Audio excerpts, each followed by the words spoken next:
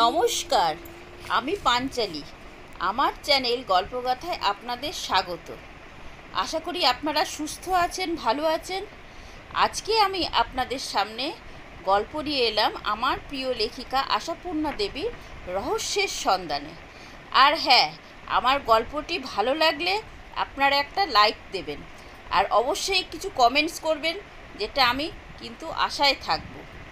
ঠিক আছে, শুরু করা যাক আজকের গল্প আশাপূর্ণা দেবীর রহস্যের সন্ধানে। আমরা খুঁজে দেখি এই রহস্যের সন্ধানে গল্পে আদৌ কোনো রহস্য পাওয়া যায় কিনা। বাবার নতুন কেনা এই পুরনো বাড়িটায় এসে বাসুর ভারী ফুর্তি। এটা মোটেই তাদের রেলের কোয়ার্টারের বাড়ির মতন ঝাড়াঝাপটা হালকা পাতলা নয়, বেশ কেমন ভারী ভুরি আর আলো অন্ধকারে মেশানো। জায়গায় জায়গায় কেমন লুকোচুরি খেলার মতো হঠাৎ করে একটা সরু প্যাসেজ, হঠাৎ করে তার গা দিয়ে ছোট্ট একটা কোনাচে ঘর, সিঁড়ির চাতাল দিয়ে পেরিয়ে আচমকা একটা বারান্দা। আর সব থেকে মজা, ঘরের দালানে এখানে সেখানে একটা একটা দেওয়াল আলমারি, ছোট বড় নানা মাপের। পুরনো সেই আলমারিগুলো খুললেই কেমন একটা চাপা চাপা ভ্যাপসার গন্ধ ছড়িয়ে পড়ে। বাসুর দারুণ ভালো লাগে, যেন এর মধ্যেই একটা কিছু রহস্য লুকিয়ে আছে। আগের মালিকরা সেটা যেন না নিয়েই চলে গেছে। ভেতরের দেওয়ালগুলো তাই বোবা মুখ করে ক্ষুণ্ণ হয়ে বসে আছে। একটা আলমারির তাকের মধ্যে খানিকটা কালির ছিটে, কেমন যেন একটা ওষুধ গন্ধ। তার মানে এটাই ওরা কিছু ওষুধ রাখত। জানলার তাকগুলো যে বই রাখত সেটা তার মেঝের দাগ দেখেই বোঝা যায়। ভাড়ার ঘরের দেওয়ালে কুলুঙ্গিতে নিঘাত কোনো ঠাকুরের মূর্তি রাখত, তা নইলে কুলুঙ্গির মাথায় ধূপের ধোঁয়ার দাগ কেন? বাসু এইসব ঘুরে ঘুরে দেখে আর বলে, আর বাসুর দিদি হাসে আর কিনা মাকে ডেকে ডেকে বলে, মা, তোমার পুত্রটি ভবিষ্যতে ডিটেকটিভ হবে, যা তার অবজারভেশন আর যা তার অনুমান শক্তি। বাসু অবশ্য তাতে দমে না। চিরদিনই তো বাসুকে ডাউন করার জন্য দিদির জীবনের মূল লক্ষ্য হয়ে দাঁড়িয়েছে। তাই দিদির কথায় কান না দিয়ে বাসু তার অভিযান চালিয়ে যায়। সেকেলে পুরনো বাড়ি, দুদিকে দেওয়া চাপা সিঁড়ি, সে সিঁড়ির তলায় অন্ধকার ঘুটঘুটে। মা বলেন, আগের দিনে লোকে এই ঘরটাকে বলতো চোরাকুঠুরি। বাসু বলল, আগের দিনে যদি বলতো তাহলে এখনই বা বললে দোষ কি? মা হেসে ফেলে বলেন, চোরাকুঠুরি চিলেকোঠা কথাগুলো বড্ড সেকেলে আমার ঠাকুমা দিদিমারা বলতেন। বাসু গম্ভীরভাবে বলল, তোমার ঠাকুমা মানে তার ঠাকুমা, তারও ঠাকুমা তো ভাতকে ভাত বলতেন, তবে তুমিও বলো কেন? কিছুটা হাসির কথা বলেন বটে বাসু, তবে বাসুর কথা নিয়ে বাড়িশুদ্ধ সকলে সে কি হাসির ধুম। ওরে বাবা, ছেলের কি লজিকের জ্ঞান! ও বাসু কালে কালে উকিল হবে। এইসব বাজে বাজে কথা থাক, কথাকে বাসু কেয়ার করে না। তার বাংলার মাস্টারমশাই বলেন, কারো সমালোচনা করে লজ্জা পেয়ে কোনো কাজে পিছিয়ে যাওয়া ভীষণ ভীরুর লক্ষণ। লোকের কথা ভয় পেলে মহৎ কাজ হয় না।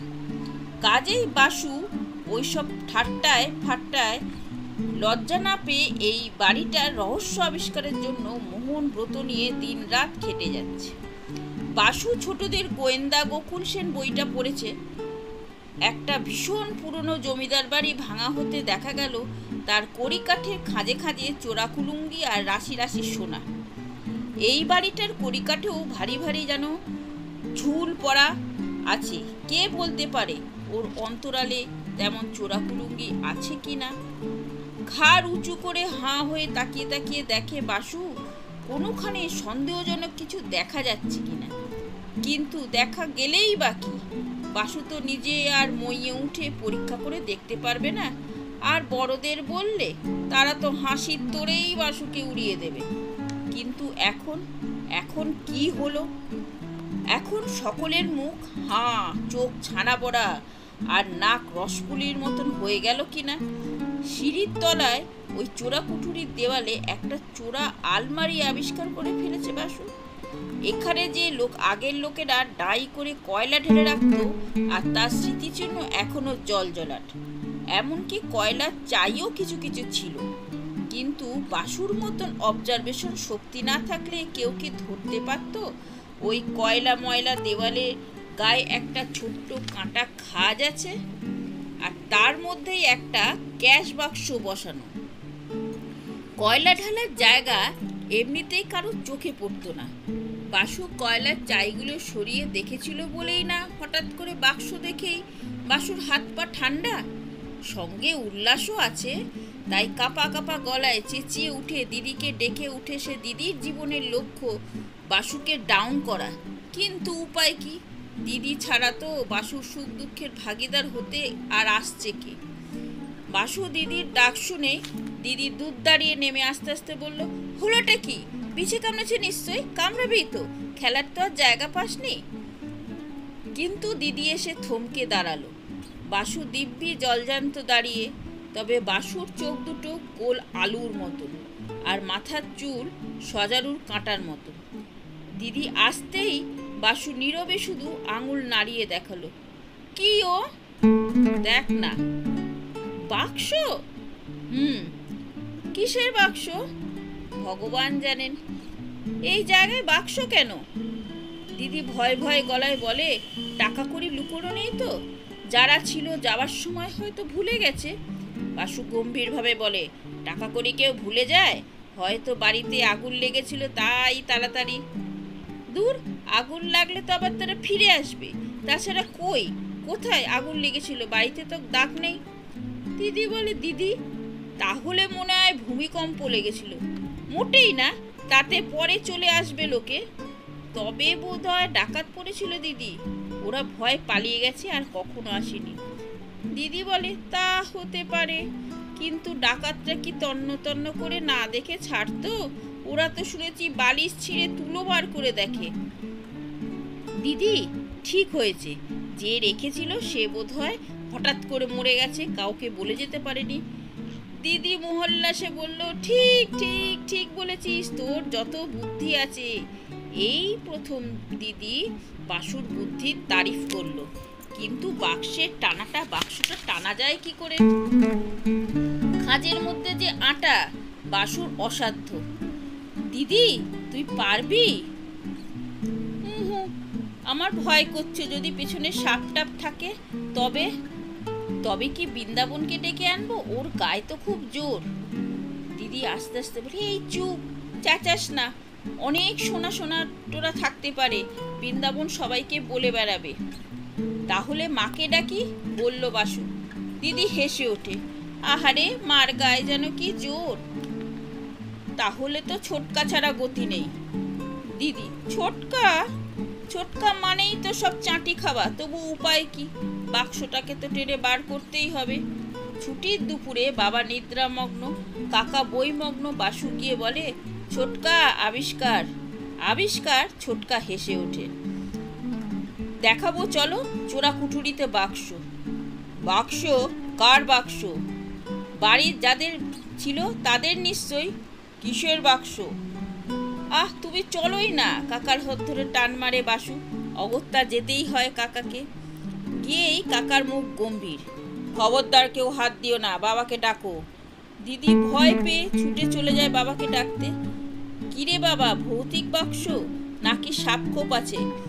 বাবা আসেন, মা আসেন, তারা বিজ করে কথা বলতে থাকেন। তার থেকে এইটুকু বুঝতে পারেন বাসু যে এই বাক্স কারোর হাত দেওয়া হবে না, পুলিশকে খবর দিতে হবে। তারা নিয়ে গিয়ে থানায় জমা দেবে। শুনে বাসু ভ্যাঁ করে কেঁদে ফেলল। এত কষ্টের আবিষ্কার বাসুর, পুলিশ এসে নিয়ে গিয়ে থানায় জমা করে দেবে? নিজেই মজা করে খুলতে পারবে না কেন? আমরা কি চোর? কাকা বলল, এখন চোর নেই, কিন্তু ওই পরের বাক্স মালটা নিতে গেলেই চোর হয়ে যাব। আইন হচ্ছে এইরকম গুপ্তধন পেলে পুলিশের হাতে তুলে দিতে হয়। আর কি করা? বাবা থানায় ফোন করেন, পুলিশ আসেন জনা তিনেক। তারা অন্ধকারে হেঁট হয়ে টর্চ জেলে ব্যাপারটাকে দেখে নেয়, তারপর জেরা করতে থাকে। কবে কেনা হয়েছে এ বাড়ি, কার থেকে কেনা হয়েছে, তারা কোথায় থাকে, ইত্যাদি ইত্যাদি। তবে বহু পুরনো বাড়িওয়ালা মাদ্রাজে চলে গেছে শুনে নাক কুচকে হ্যাঁচ করে একটা টান মেরে বাক্সটাকে আলোয় নিয়ে এসে ফেলে। টানের চোটে দেওয়ালের বালি চোপড়াট কিছুক্ষণা খসেও পড়ল। দিদি ফিসফিস করে বলে, এই বাসু, বাবাকে বল না, ওরা তো নিয়ে যাবার আগে অন্তত আমাদের একবার দেখিয়ে যাক। বাসু বেজার মুখ করে বলে, দেখি আর কি হবে, যা তো তা তো নিয়েই চলে যাবে। আশ্চর্য, ছোটকার এই নিষ্ঠুরতার কোনো মানে হয়?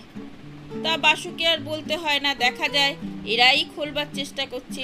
এমনি খুলতে না পেরে বলে, চাবি আছে? চাবি? চাবি আমরা কোথায় পাবো? ছোটকা বেশ রাগের গলায় বলে, বাক্সের হিস্ট্রি জানাইনি আপনাকে? তা তো একটা কিছু দিয়ে চার দিলেই খুলে ফেলা যায়। শুনে তো সকলেই উত্তেজিত। এতক্ষণে একটা ঘোরালো রহস্যের সূচনা দিয়েছে। সকলেই চঞ্চল হয়ে ইটে টিটে খুঁজতে থাকে। মা নিয়ে আসেন একখানা লম্বা খুন্তি, ছোটকা একখানা খুদে বাটালি, দিদি একটা পেন্সিল কাটার ছুরি, আর বাসু একখানা পুরনো ব্লেড। পুলিশ ইন্সপেক্টর ওগুলোর দিকে একটু অবহেলার দৃষ্টিতে তাকিয়ে এদিক ওদিক দৃষ্টিপাত করে নিজেই সংগ্রহ করে নেন একখানা কয়লা ভাঙার হাতুড়ি, ঠাই করে বসিয়ে দেন ঠেলার ওপরে। অমনি সবাই চমকে ওঠে। মা বলেন, ঠিক জানি বাবা, ভেতরে ঠাকুর ঠাকুর নেই তো? বাবা বলেন, মাথা খারাপ, ওইখানে লোকে ঠাকুর আসে, চোরাই মালই আছে মনে হয়, বোধহয় বাড়ির কোনো চাকর টাকর লুকিয়ে রেখেছিল, তারপর আর সরাতে সুবিধা পায়নি। দিদি বলে, আমার মনে হচ্ছে কোনো গুপ্তধনের ম্যাপ ট্যাপ আছে। সেই যে গল্পটা মা একদিন বলবে বলেছিল, মনে আছে? একটা ছোট্ট ছড়ার মধ্যে গুপ্তধনের ঠিকানা। এমা মনে নেই? পায়ে ধরে সাধা, নাহি দেয় রাধা, সেধে দিল রা, পাগল ছাড়পা। তার মানে ওর মধ্যেই আছে থারাগোল। এ তো হয়তো তেমনি কোনো।